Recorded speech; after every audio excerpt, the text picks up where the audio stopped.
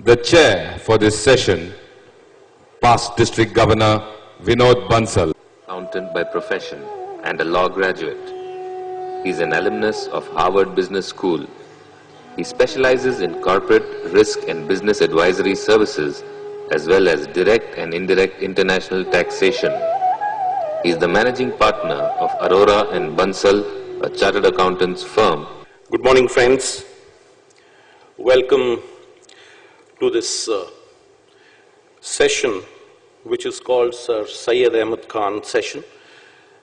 And we are going to focus on the corporate social responsibility today in this session.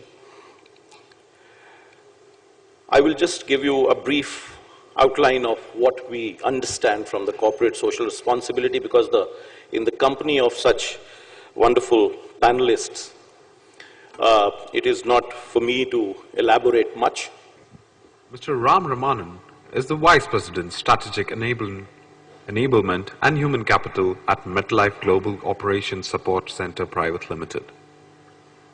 Ramanan has a varied experience of working in the field of human resources since 1998. Ladies and gentlemen, please welcome on stage Mr. Ram Ramanan. Good morning, ladies and gentlemen. I only hope what I have to share with you doesn't make you rethink your decision about not stepping out for coffee. That said, I just wanted to take a few minutes to introduce my organization to you, as well as to tell you what we are trying to do in the CSR space. MetLife, as you know, is a global insurance provider, perhaps the largest in the world. It's got assets worth about 450 billion that it kind of manages, operates in over about 60 countries. They have a very clear CSR agenda defined for them, which is run by the MetLife Foundation. And they have a couple of pillars on which they kind of base their program. The first one is really around advancing financial inclusion, which is really the entire gamut of programs to reach out to society and to provide for them. The second big pillar is really around education. The third one is around research around diseases, especially Alzheimer's diseases. And the fourth one is really around art and culture. Friends, the next panelist to speak is Ms. Sapna Mudgil. She is the director of NIIT Foundation, which is doing excellent work in the skill development programs under the corporate social responsibility. And she will be introduced now before she speaks to all of us. Ms. Sapna Mudgil is the Senior Product Owner of Pearson System of Courses. Good morning, everybody. So I thought that we will just quickly go through what NIIT Foundation does, who we are, what we do, what kind of impact we make, and then maybe share a little bit about our own belief system when it comes to corporate social responsibility.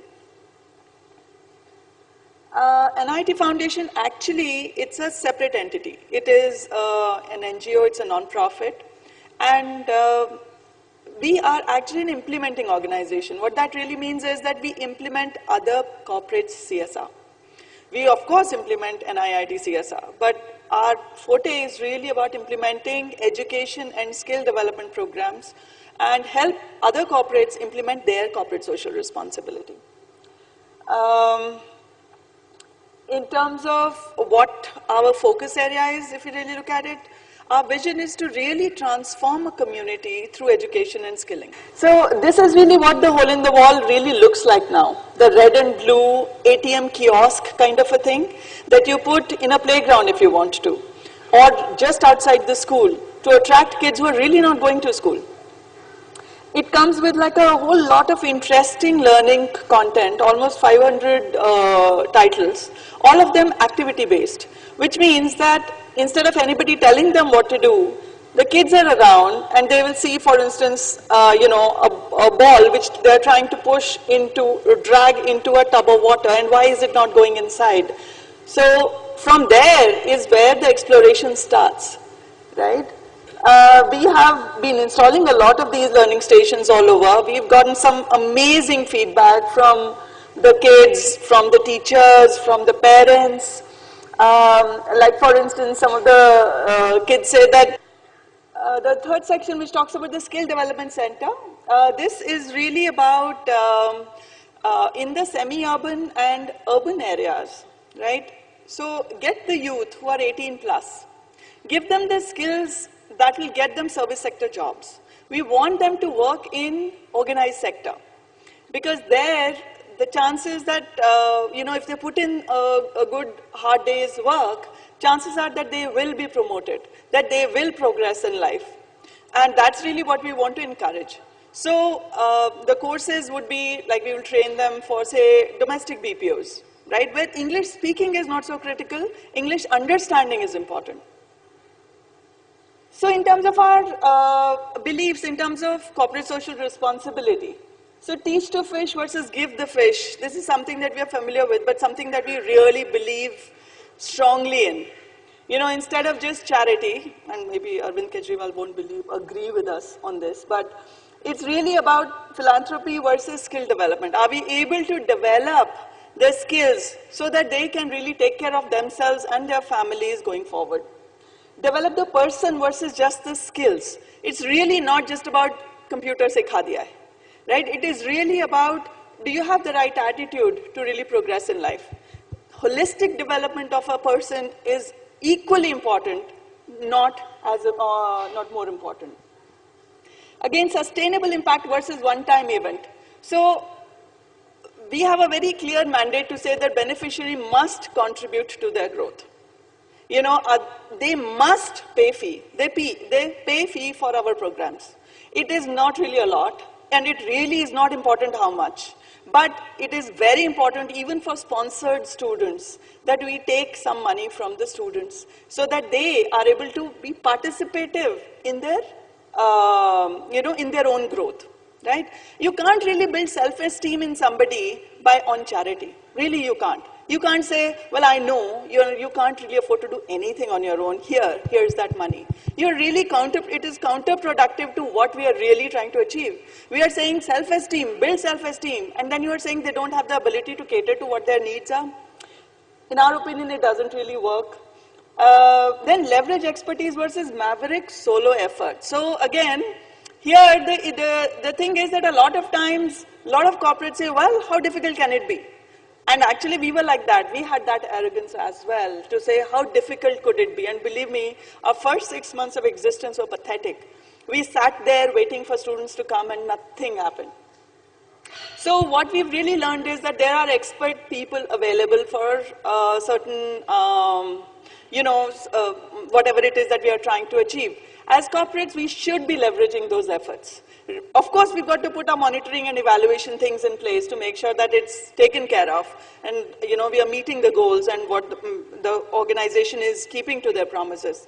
But apart from that, definitely important to leverage expertise. So that's really it. Thank you so much. A.V. Suresh has been with Eureka Forbes since December 1988. As CEO of Forbes Professional. Afternoon. Must be wondering why am I clapping for myself? No, I'm not clapping for myself. I wanted to clap for the fantastic initiative taken by the Rotary on literacy mission. It's a noble cause. I think that deserves a big round of applause from all of us. Well done. So we are here today to say that we don't measure our success by the billion-dollar turnover or by the profits we make. We measure our success through the lives we touch.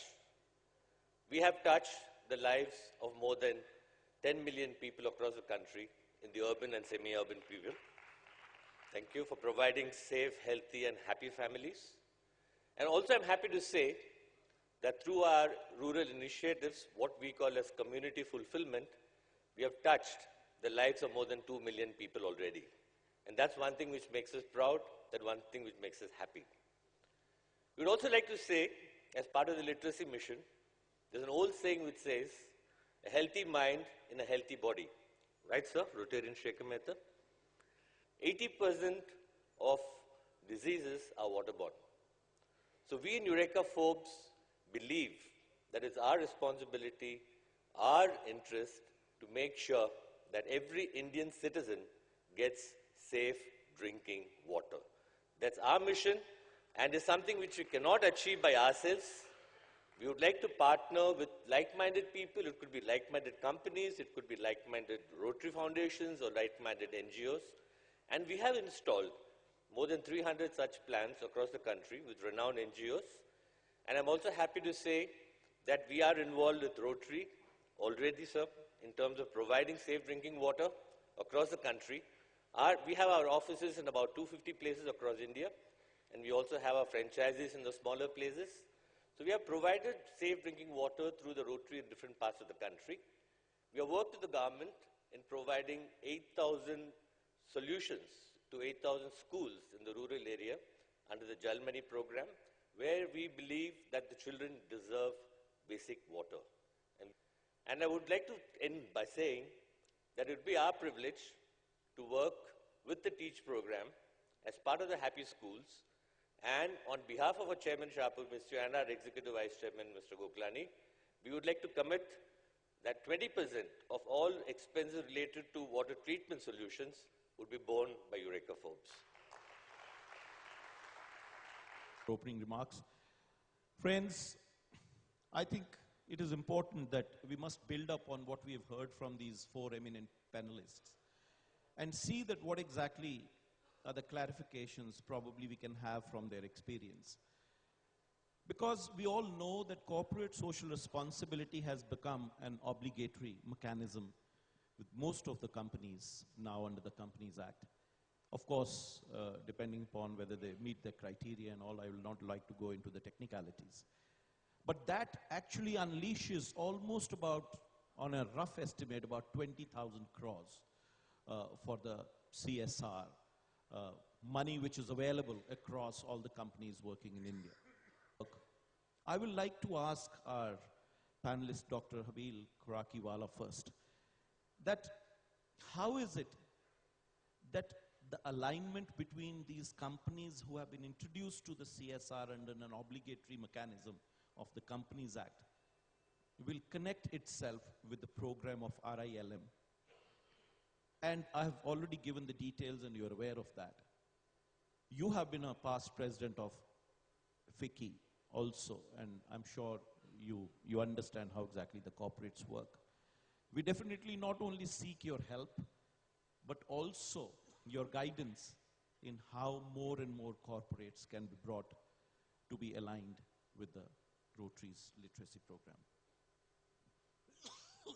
Sorry.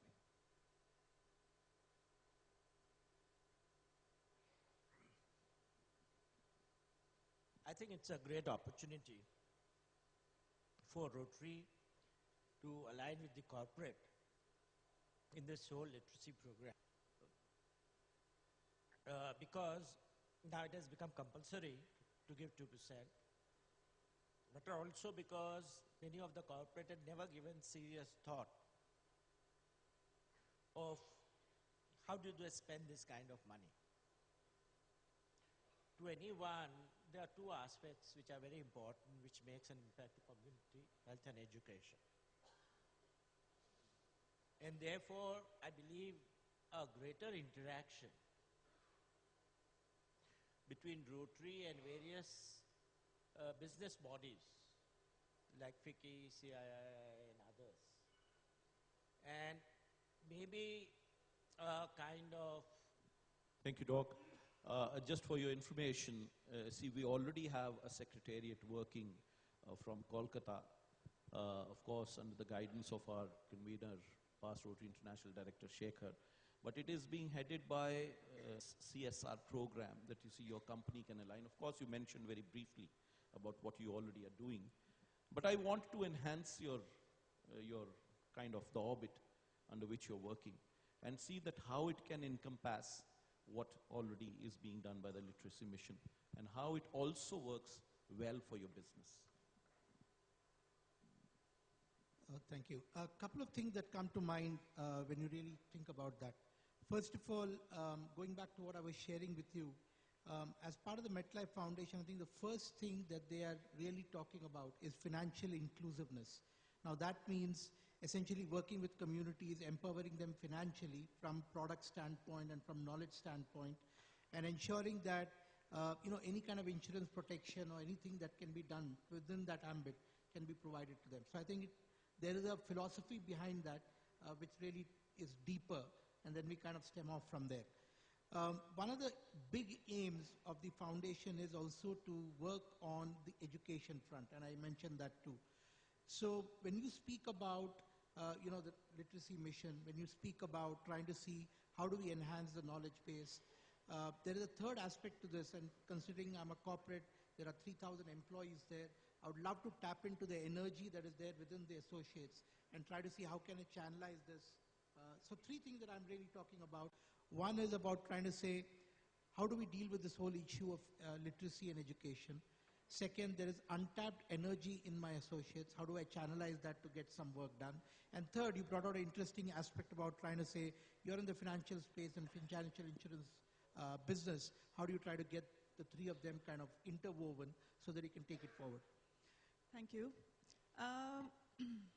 See, Rotary is doing a lot, right? Rotary is working on education and skilling at many different levels and for many years. This may be just one program, recent program, but I know that Rotary has been involved in skilling and education for a very long time. I feel that somewhere the different initiatives that we are running need to be stitched in the sense that, we are looking at empowering the teachers so that students come out maybe better literate than what they otherwise would have, right? But what happens after they finish school, right? You have adult literacy or skill development programs. They should actually naturally feed into those. So you are talking about dropouts, right? So how are we capturing dropouts? And then are we then putting them into the schools where, already we are supporting through teacher training, then transitioning those same students onto, skill development and productive life later on. If we are able to stitch that, then we are really impacting a life. Thank you, Session Chair, Past Governor Vinod Bansal, for this opportunity to convey our gratitude to the panelists. Good afternoon, my dear friends in Rotary. Each one of you will agree with me that it has been a very meaningful, educational, and motivating morning. It is a fact that it cannot be anything else when we have very distinguished heads of corporates, very impressive individuals, giving their best on this very important subject, CSR. Friends, let me make it very, very short.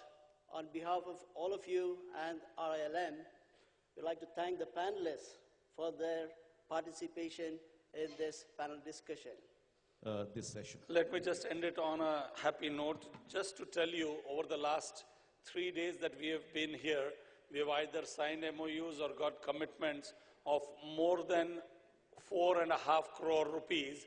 And I must compliment the CSR committee led by Vijay Jalan, and we have people like Badri and Ravi Dotre and so many other people, and I want to thank everyone who's been involved with this.